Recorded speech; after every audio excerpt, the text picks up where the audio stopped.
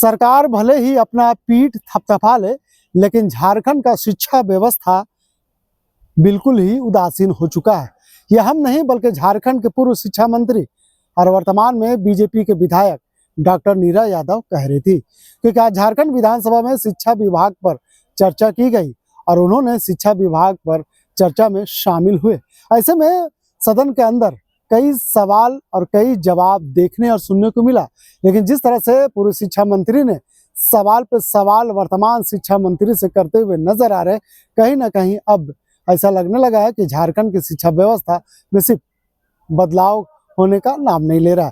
ये हम नहीं बल्कि नीरा यादव को लग रहा।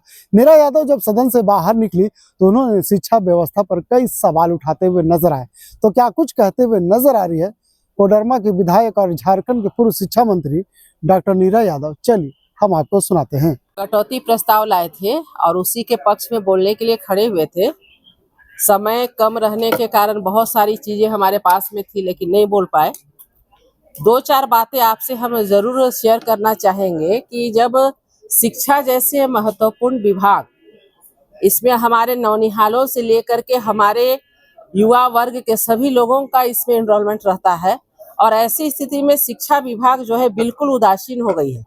और उसी के बारे में दो चार तथ्य हमने सामने रखने का काम किया, और उसके तहत आप देखे होंगे 2015 से लेकर के 19 तक की व्यवस्था, उसमें लगती थी कि शिक्षा व्यवस्था कुछ कार्य कर रहा है, शिक्षा विभाग कोई कार्य कर रहा है। स्कूली शिक्षा से उच्च शिक्षा को अलग करना, तकनीकी शिक्षा को अलग से सुदृढ़ करना, कई नियमावली बनाना, कई नियमावली में संशोधन करना।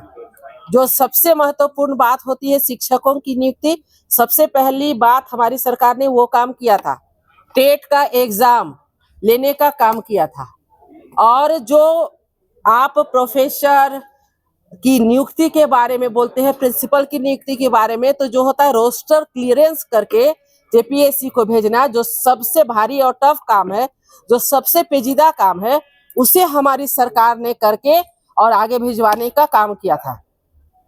और साथ ही 25 वर्ष, 20 वर्ष, 30 वर्ष पुराने जो प्रोफेसर या जो कर्मीगण थे, जिनको कि किसी प्रकार का कोई जो लाभ मिलना था, उनका वेतन का मामला हो, कोई भी मामला हो, जो पेंडिंग था वो मिलने की उम्मीद उन्होंने छोड़ दी थी, उसे राष्ट्रीय लोक अदालत लगा करके हमारी सरकार ने 113 करोड़ से ऊपर की राशि देने का काम किया था।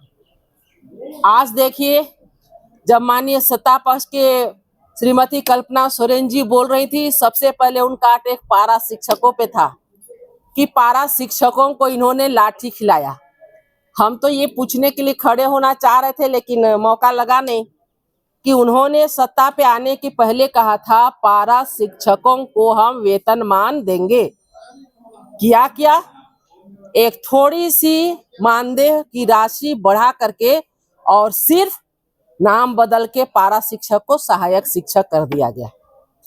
उनके हम शिक्षक कोषांग में, ताकि किसी प्रकार की कोई दुर्घटना घट जाए, किसी की डेथ हो जाए या किसी प्रकार का कोई हादसा हो जाए, तो उनको उसी शिक्षक कोषांग से कुछ देने की राशि हम लोगों ने तय किया था। उसके लिए एक बड़ी मुश्त राशि उस शिक्षक कोषांग में रखा था।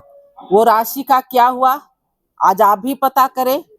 क्या कोई भी पारा शिक्षक के परिवार किसी प्रकार की दुर्घटना ग्रसित होते हैं या कुछ होते हैं तो उनको कोई लाभ आज तक मिल पाया क्या?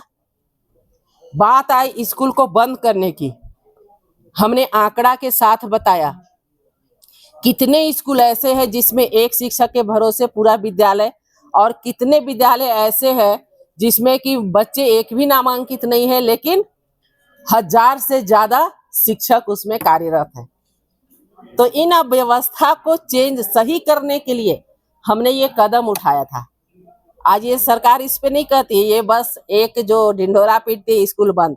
अरे ये जो स्कूल हैं 1300 से ज्यादा, 1000 से ज्यादा जो शिक्षक हैं, जो 0 नामांकित बच्चे हैं, वैसे विद्यालय में उन शिक्षकों को क्या करा रहे हैं आप? क्यों ऐसे जगह नहीं देते हैं जहां पर कि शिक्षकों की आज कमी है? साथ ही साथ कई प्रकार की अनियमितताएं आज शिक्षा विभाग में देखने को मिल रही है। आज पढ़ाई छोड़ के सब काम करना है, रोज व्हाट्सएप मैसेज जाता है कि आपको ये काम करना, वो काम करना, ये कभी नहीं जाता कि आपको कोर्स कंप्लीट करवाना है। तो बहुत सारी चीजें हैं। तारामंडल आपने देखा होगा कि नवरात्र के समय हम खुद निर्जला उपवास करके और यहाँ पर तारामंडल का उद्घाटन करने आए थे। रांची, दुमका, रांची के चिरौंदी में और दुमका में और देवघर में मिनी तारामंडल का आधारशिला रखा गया था, जो बन के भी तैयार है। आज देख लीजिए तारामंडल की स्थिति क्या है। अब माननीय मंत्री बोल रहे हैं कि हम 2023 से तारामंडल खोलेंगे। अरे खुला हुआ था, उसे बंद क्यों किए? आज नेतरहाट की स्थिति देख लीजिए, बिल्कुल बद से बदतर हो गई है। आज साइकिल की बात कर रही थी माननीय सदस्य, आपको भी पता है 3 वर्षों से साइकिल टेंडर प्रोसेस में लटका हुआ है, जंग लग रहा है और साइकिल को कलर करा करके फिर बच्चों को दिया जा रहा है। कितने बच्चे तो बिना साइकिल लिए ही स्कूल से निकल जा रहे हैं। तो ऐसी बहुत सारी अव्यवस्था है। सरकार भले ही अपना पीठ थपथपा ले, लेकिन शिक्षा व्यवस्था बिल्कुल उदासीन हो चुका है।